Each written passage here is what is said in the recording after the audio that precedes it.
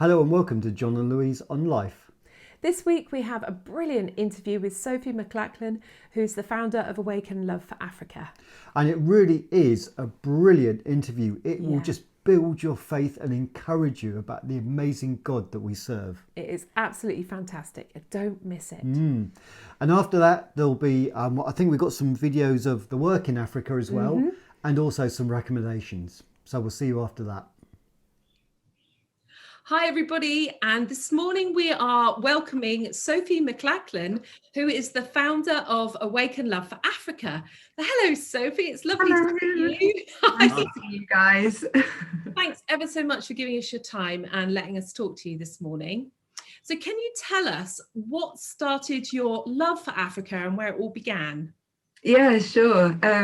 So when I left Woodruff long time ago now, 2007, I took a gap year before I was going to go to university, and I was invited to go to Kenya to work with orphans and widows, and I was like, I love to do that. Kenya's been on my heart for a really long time, and I'd love to being able to go and do that with a group of pastors. And so I was invited to go, and I fell in love with the country. I fell in love with the people.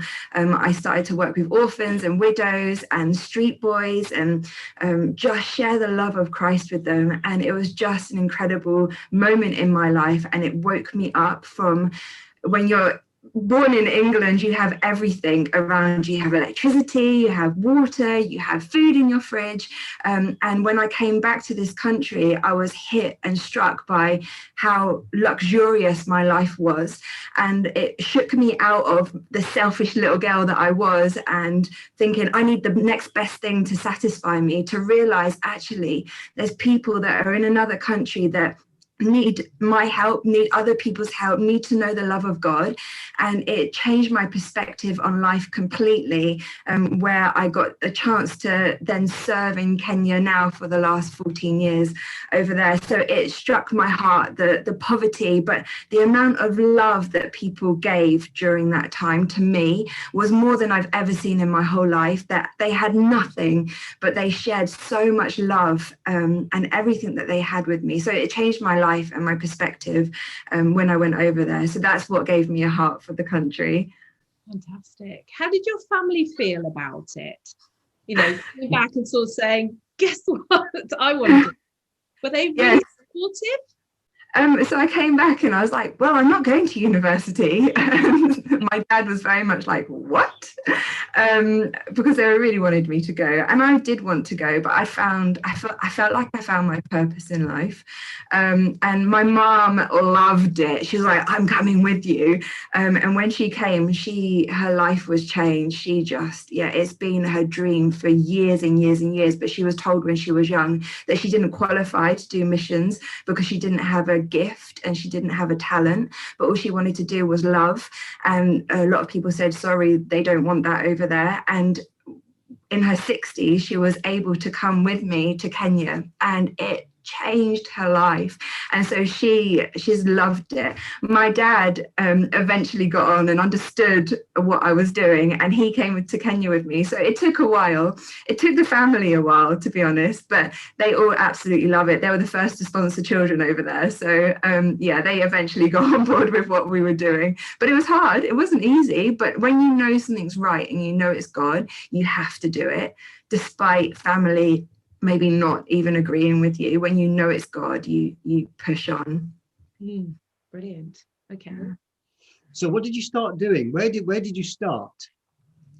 So I started in a little town called Kisumu in Kenya, and I held a Bible school over there, and we had about 120 pastors come, and we taught them the word of God. And there was this one man called Newton that tell you an incredible story of how we got linked together. Amazing man. He's called Newton. He's a Kenyan, and he was a teacher at school. He used to teach a primary school, and God told him to leave his teaching job and start a children's home and a school. So it was like, right, God, like this is a really big thing, like getting money into having absolutely no money.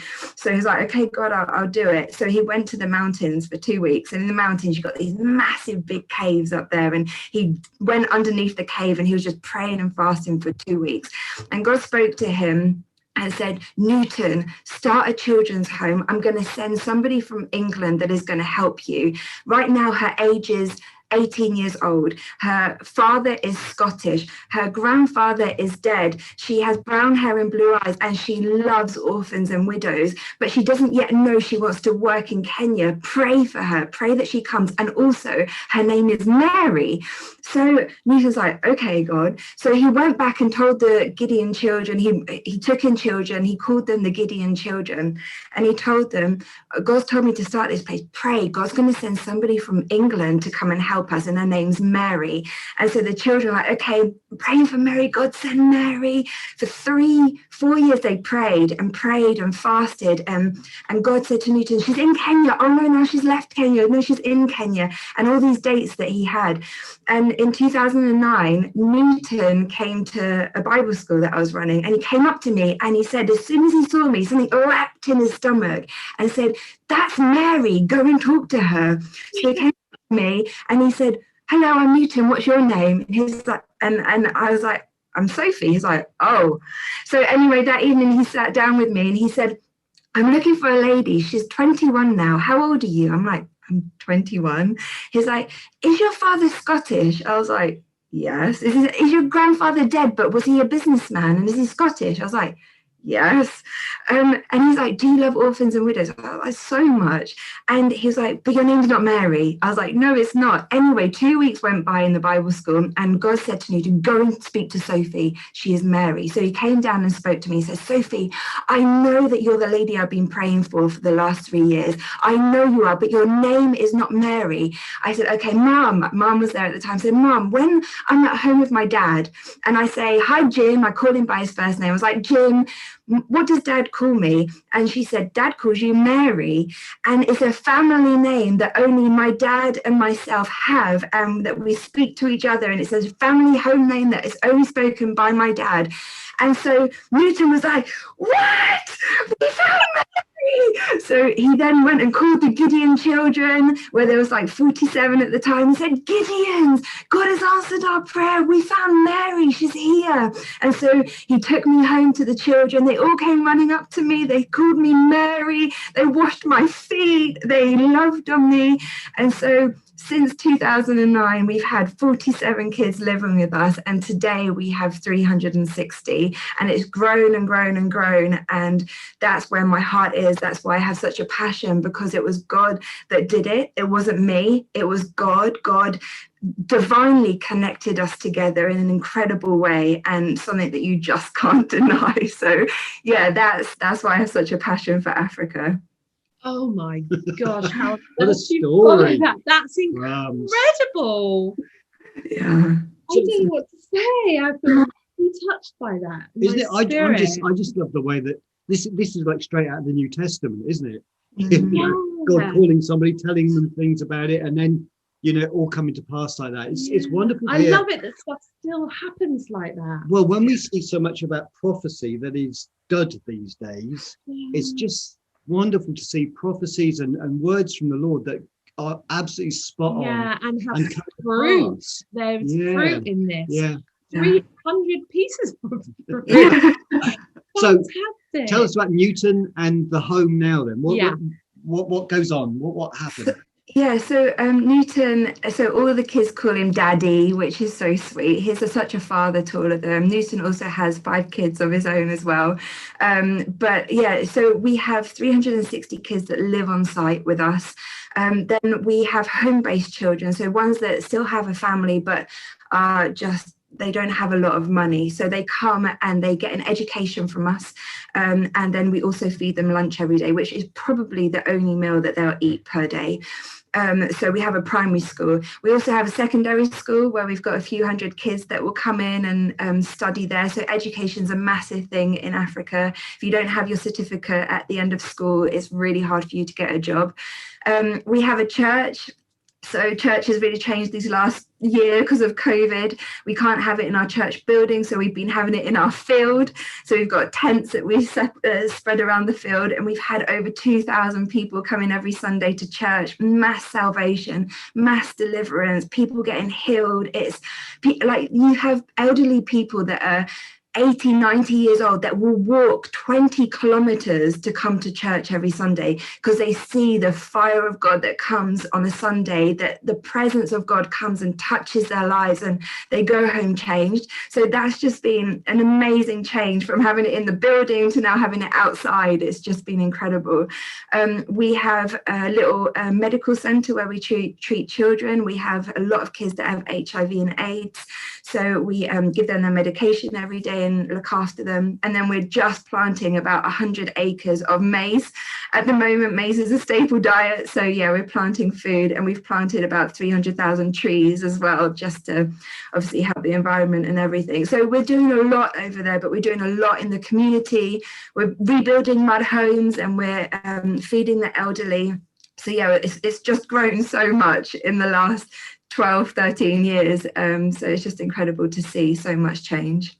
So Newton can't run the children's home, run the church and the clinic and everything else. You must have got a big team there now. Yeah, we do. We have a lot of staff. We have about 80 staff members. Newton is the main pastor, but we have about 15 other pastors. We've got 8 church branches, so we've got lots of other pastors elsewhere. But we've got a lot of teachers and mamas that will just come and love on kids and cook for them. So yeah, it's grown so much. So much need, though, that you see still every day. Every day we still believe by faith for food. You know, it's still an ongoing thing. And I'll tell you a really cool story. Before I went to Kenya, Newton told me this story about how the kids hadn't eaten for about 4 days. And they said, Newton, Daddy, we want to eat rice tonight. Like, we're hungry, like we haven't eaten for days. And Newton said, I haven't got any money, but we have a God that will provide. Pray. And what you should do, set a fire, put a fire together, put some sticks together, set a fire, put a pot on top of the fire, fill it with water, and pray for God to send rice tonight. And so the kids set the fire, filled the pot with water, prayed until literally the water had evaporated from the pot. And then they were like, what should we do now? And Newton's like, fill it again with water and keep praying. And so the kids prayed for about 3-4 hours. And after they were praying, this old mama came from the village with a sack of rice on her head and walked to the children and said, God told me to come and bring you rice to eat tonight. And the kids filled that pot of water with rice, and they ate rice and their bellies were full. But they prayed for 3 or 4 hours just that God would provide for rice. And God provided rice for them to eat tonight. So that's the way that we've survived there. We've survived purely on faith, purely on knowing that God will provide, not man, but God will provide every need. And it says in Hebrews 11:1, now faith is a substance of things hoped for the evidence of things not seen. And it's a substance. Faith is a substance that things hoped for. We can't yet see it. It's the things that are unseen, but you have that faith and that hope that God will provide every area that you need, whether it be a house that you need built, whether it need money that you need for food, or whether you need land planted. God will provide it. We just need to have that faith. We need to dream with him. We need to dream so big with him, and we need to have hope that God will provide for all of our needs, and he will provide for everything. We've just dreamt with God the whole way, and he's provided every step of the way and much more. So yeah. Wow. Yeah, you talked about child sponsorship. Is that something that's available in the UK? We can sponsor children through? Yes, definitely. We have so far about 200 people that sponsor children over there. So sponsorship is £25 a month. It literally changes their life. You'll get a personal relationship with them. You can write letters to them and send gifts to them. They'll also write back to you, and I'll send pictures of them to you. But you'll pay for their education, food, and any medical treatment that they may need. But it's just £25 a month, which will completely change their life. And I get to see firsthand, like Julie Gosling came to Kenya, and she got to meet her sponsor boy. and they fell in love. As soon as he saw her, it was a surprise. He didn't know she was coming. He just like threw his arms around her and hugged her, and such a special relationship that you get when you sponsor a child in Kenya. Yeah. So what are the current projects that you're working on that people can sort of donate to and give to? Yeah, so at the moment we're planting maize on 101 acres of land. So far we've had about 15 acres sponsored. It's £150 to sponsor 1 acre, and that will plough, plant, fertilize, weed, look after the whole 1 acre of land for 3 months. And at the end of the 3 months, it will get about 12 sacks, massive big sacks of maize from it, and that will help feed the children. And if we can sell the sacks of maize, it will help send them to school. So we need to plant about 86 more acres of land. So it's £150 an acre. The other thing is that we have kids that are longing to go to college and further their education. We have about 14 at the moment that are wanting to go, and we have, I think, 1 sponsor. So if anybody would feel led to sponsor a child, it's £400 for a term, and it's about 1,200 for the year. So that will help them through college for the year. So yeah, that would be incredible if that could happen. So yeah, any money, even if it's £5, it goes such a long way over there. And just so you know, 100% of the money that comes in goes to Kenya. Even though I run a charity, it's voluntary from me. Nothing is kept from our side. 100% of it goes to Africa because we see the need. So yeah, we can vouch for that as well. Yeah. So what are your dreams for this? What is it going to look like in, say, 5 years? Wow, that's a question. I have a lot of dreams. I have a lot of dreams. One of my dreams is to build a hospital. The healthcare is horrendous in Kenya, and there is just, when you have children that are sick and you've got to take them to hospital, we've seen it firsthand. They will not treat the child unless you have money, which is shocking. And so I want a hospital that is supported by the government, that we can offer free services to people, that it doesn't matter if you have money or not, that you can get treated. And unfortunately, we've seen a lot of our kids, about 4 or 5 of them now, pass away because we've not had the money to send out immediately to support them, which is shocking, like really shocking. So one dream is a hospital. I would love, hopefully in the next 10 years, you'll be asking me the same question, is the hospital being built? The other one is a technical training centre. I want to build a college. I want to offer education to people in our area and to our kids that doesn't cost a bomb. At the moment, it costs a lot of money, education. And so to build a technical training centre would be amazing. But then also, I want to preach the gospel on a wider way. I want to get out. I want to get the gospel out to more of the rural areas, the ones that have never heard of Jesus, the one that they don't even know the name of Jesus. I want to reach them with the gospel. Our kids love the gospel. They love the preaching of the gospel. You've got your worship team in your kids. You've got your security guard in our kids over there. And you just take them and you go and preach the gospel with them. And I want to do that so much. I want to see people know about Jesus so much more than they already do, and know the love of who God really is and how much he loves them. So yeah, they are my dreams. For Kenya. Amazing. Yes. Yeah. There's so much more we could ask. But like, wow. Did you know even a fraction of that? I knew very little. I see a little bit on Facebook from time to time, and the wonderful things that you do, and the great videos, and the kids, and some of the projects. I love it when you give money, you know that all of it is going to what you've given it to, and it doesn't get cycled off into admin and all that kind of free stuffed animal or something. I love it that all the money goes to the kids and to what you've given it for. So we will make sure that underneath the video there are all the links, so that people are pointing to you, so that people can find you, and if they want to support you or give, then the links will be there for them to be able to do that. That would be amazing. Yeah, thank you so much. Just want to say one last thing, if that's okay. during this journey of the last 14 years of being in Kenya, God has told me to dream big. And I just want to encourage anybody out there that has had a dream for maybe 20 or 30 or 40 years. Like my mum had a dream for 40, 50 years that she would go to Africa, but she was told that she was never good enough.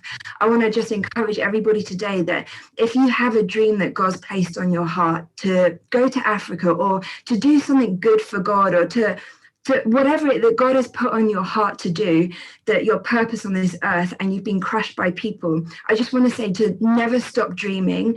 When you dream about something that God's given you, act on it. Believe in faith that he's going to come through for you. I remember I used to dream of a medical clinic at the Gideons, that God would put a medical clinic there that we could help our kids that are suffering with HIV and AIDS. And then it took only a few years and somebody gave money for it. And it's completely changed the area of the kids that we're supporting. But dream and don't stop dreaming, but dream bigger than you've ever dreamt before, and just run after what God's given you. And don't stop because people say that you're not good enough. Just don't stop there. Keep running and believe what God has said over your life. Wow. Fantastic. That is probably a very, very good place to finish, because you've left us with a huge challenge there. Yeah. Thank you so much. It's been a real blessing. We're going to have you back again sometime as well to talk about more. Yeah. But Sophie, thank you so much for your time today. We really appreciate it, and we wish you every blessing as you continue your work there, and we will continue to support it and get the news out as well. So thank you so much. Thank you for your amazing support so far. You guys have been amazing. Thank you. See you soon.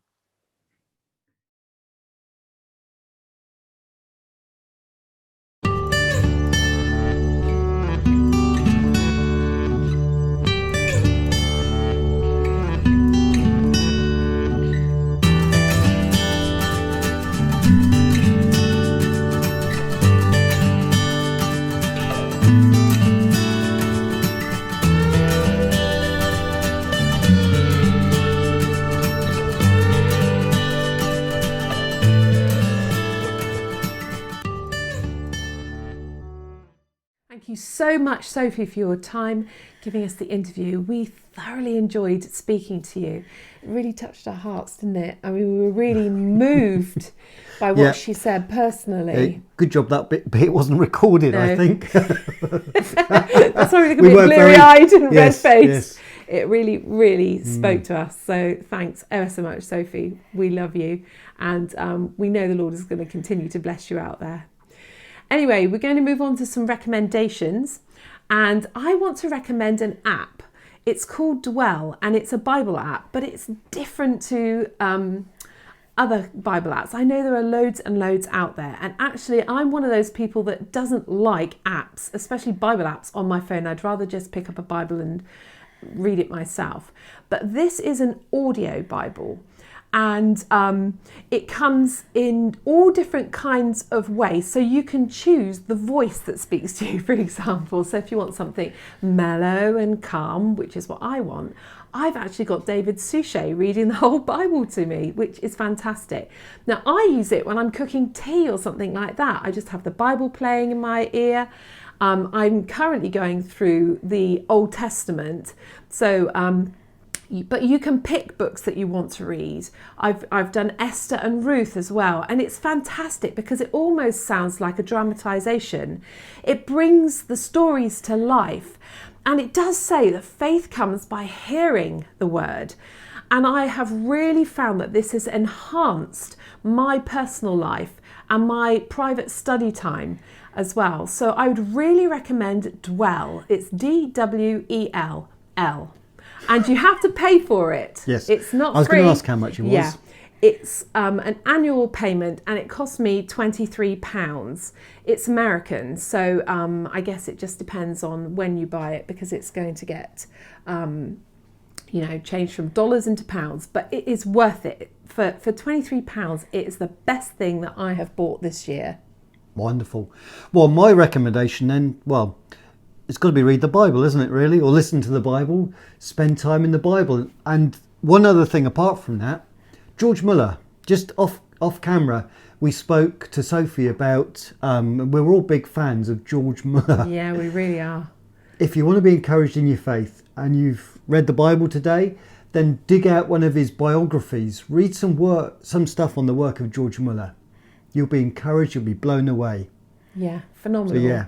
We actually went up to have a look at the orphanages that he built in Bristol, and we went to the George Muller Museum for my birthday, didn't we? Because it's just so encouraging. It's really challenging, just like Sophie's story was today.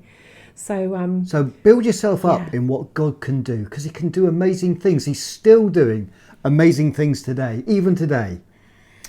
Right, well, that's it for this week. We hope that Sophie's video has really blessed you, like it has blessed us and spoken to us. And we will see you next time on John and Louise on Live. Please remember to subscribe. Oh yes, that's a good point. We're on a new channel now, where we're on the John and Louise on Life channel. So you please subscribe to us to get all the videos that go on there. Thanks. Bye. Bye.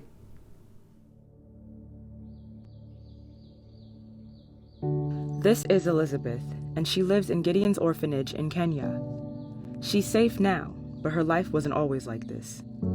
Please text JOY to 70085 and give £5 today. When she was a little girl, she lived with her father. He was a cruel man. When he got drunk, he would beat her. She was scared all the time. One day, he hit her harder than ever, and not just with his fist. She nearly died. Thankfully, someone brought Elizabeth to Gideon's, and they took her in, and that is why I am asking for your help today. Please text JOY to 70085 to help someone like Elizabeth. At Gideon's, they cared for her and said she could stay. That day, her life changed. Now she has lots of friends. She goes to school and she's studying for her exams. One day, she wants to be a nurse. Here at Gideon's, she feels safe and loved for the very first time in her life. But she was one of the lucky ones. There are so many children who no one loves, who are so desperate for food and shelter, children who have lost all hope. It doesn't cost a lot to help them. It's only £5 a month. With your kindness, Gideon's can protect them and care for them. For just £5 a month, you can help a child like Elizabeth to get something they never had and need more than ever, a chance to be safe and to be loved. Please text JOY to 70085 and give £5 today. Thank you.